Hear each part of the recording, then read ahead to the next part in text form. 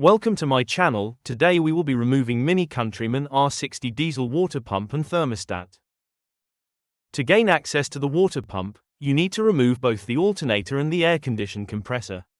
I will either put the video in the description below or somewhere in the video. First and foremost, you need to remove the auxiliary belt.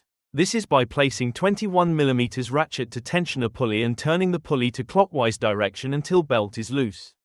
Then remove the belt.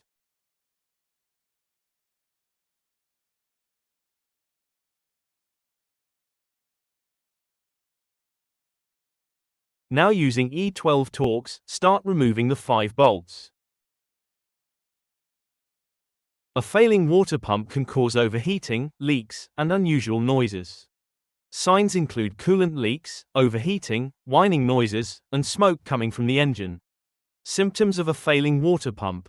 Overheating. A failing water pump can lead to overheating because it's responsible for circulating coolant throughout the engine.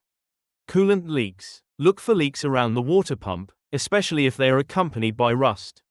Whining or squealing noises. A failing water pump can make unusual noises, such as whining, squealing, or grinding, especially when the engine is running. Smoke from the engine. If the coolant is not circulating properly, it can overheat and boil, leading to steam or smoke coming from the engine. Now, all that's left to do is remove the water pump.